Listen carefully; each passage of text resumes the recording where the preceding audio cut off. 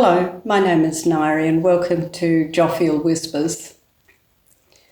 I intended in this video to talk about knowledge and philosophy, but sitting up in bed at 3 o'clock this morning with a cup of coffee, I suddenly felt I really needed to continue with the theme of the last video on knowledge and fear because of an article I had seen by an astrologer I follow, whose name is Joni Petrie. She's an American astrologer and highly respected. I believe in astrology.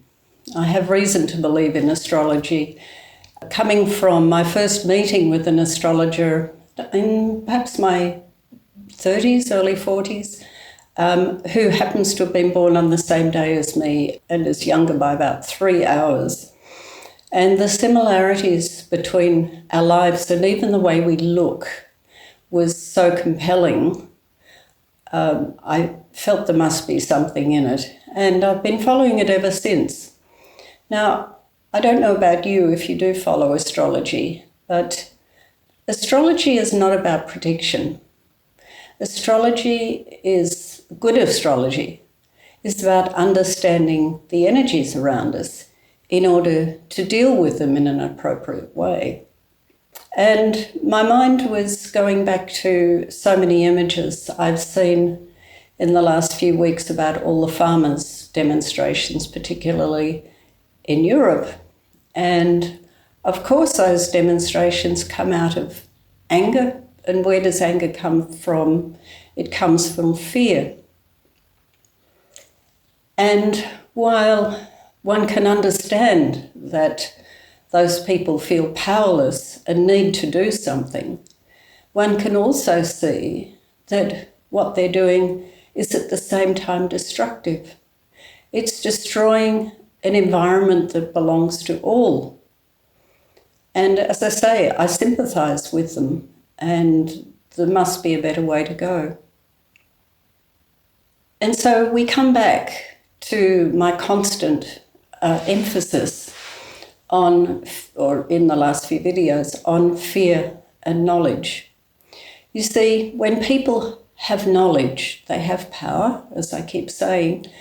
And if those farmers had more knowledge to things that ordinary people, including all of us, don't have access to, knowledge about how governments work, knowledge about how economics work, knowledge about how to negotiate those institutions in a way that works for us.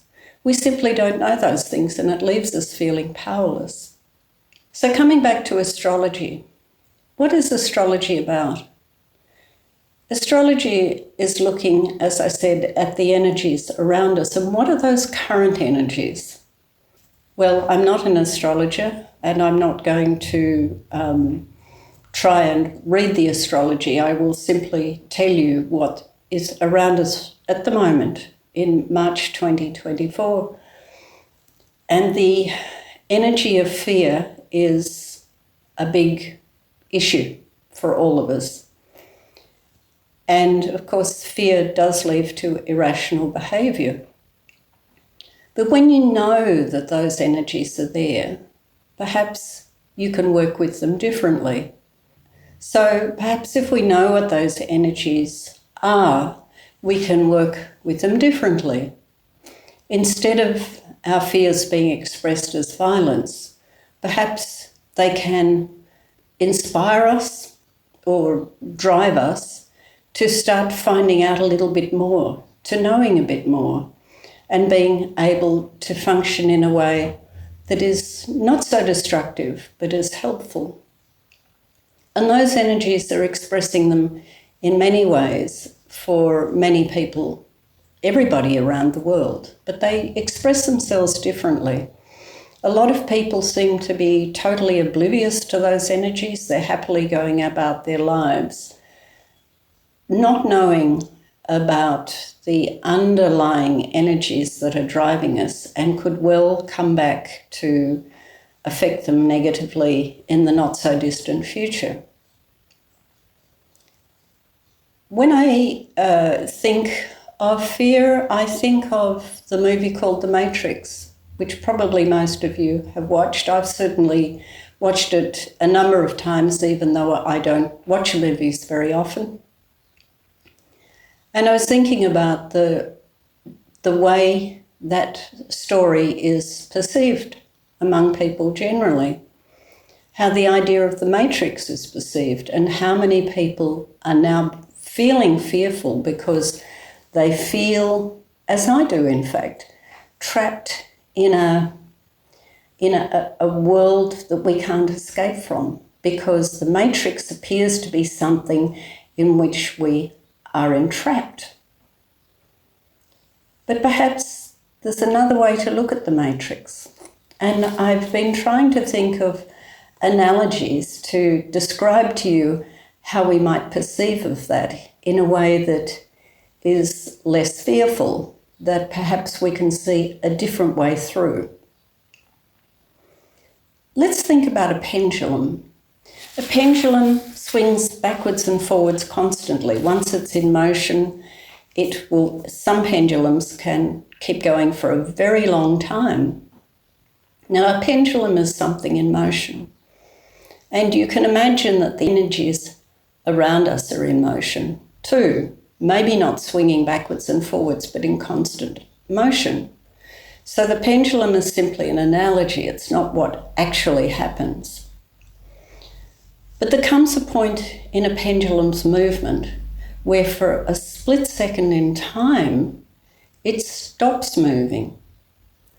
And if a pendulum could move very, very fast, think of a hummingbird's wings. Sometimes you just can't see the wings at all. You can only hear them, and all you see is the body of the bird, but you don't see the wings movement. Depending on how fast the pendulum is moving, the moment in time where they stop and you can visually see those movements is a split second in time. It may be too short for you even to see it, but it does occur. And in those moments of time, though, where you can see it, you know what the pendulum is. But when it's in constant movement, you can't see it, so you don't know what it is. So that's one thought. The other analogy is standing waves. Some of you will know what standing waves are, but for those who don't, I'll explain it in the usual way in which it's expressed, which is if you have a pond of water and you drop a stone into it, it will send out waves in a circular shape, and the waves get closer and closer together. Further and further apart, the further away they are from the source.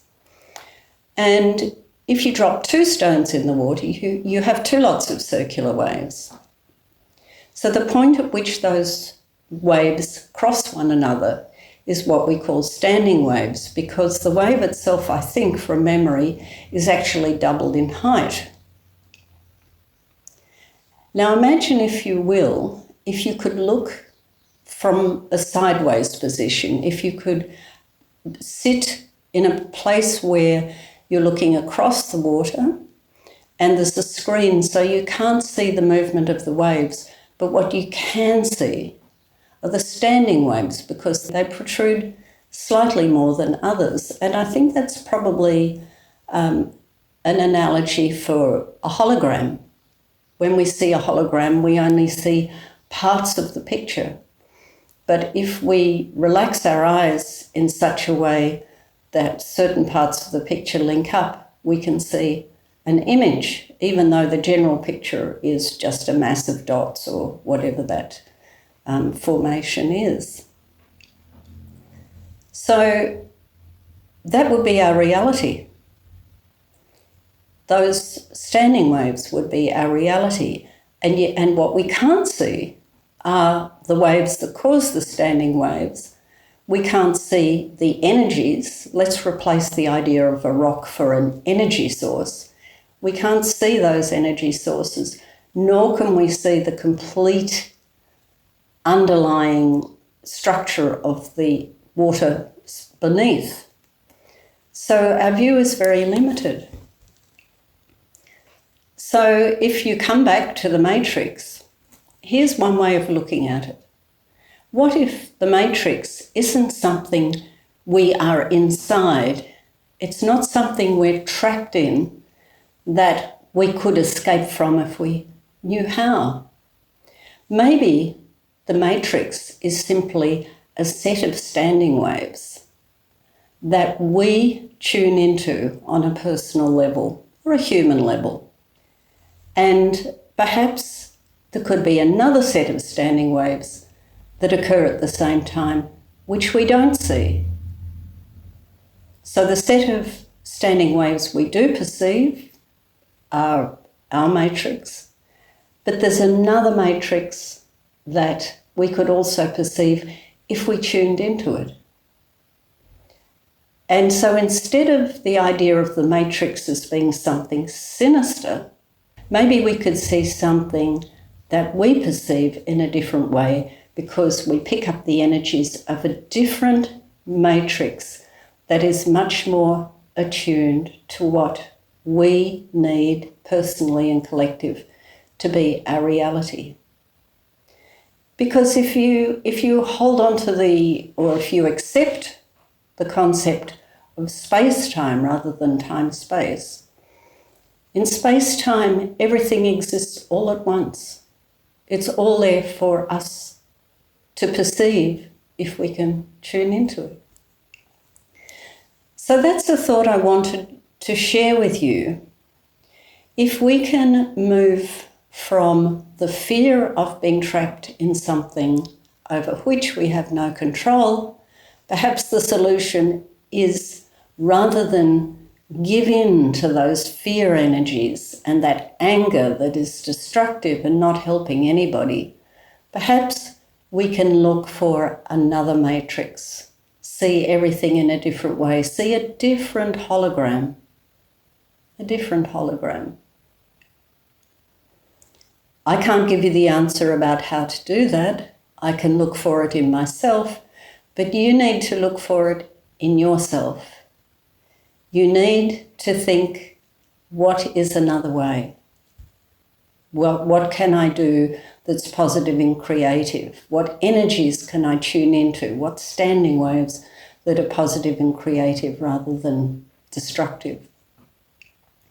So that's all I wanted to share with you. This is only a short video, but I felt compelled to share it with you, and perhaps there's something in that for you. Thank you for sharing this short time with me. You can find out more about me, if you like, on my website, narijade.com, and you can also look at some of my paintings, listen to a little of my music. There's a few articles there, and there's a link to my book, Joffiel Whispers.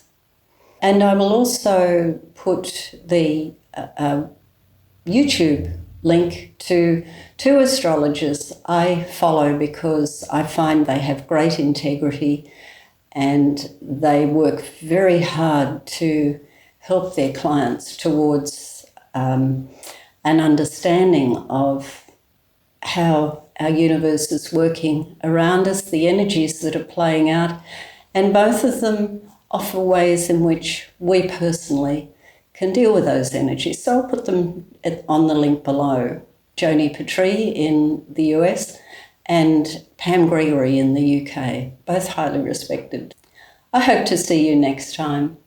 Until then, stay well, stay blessed.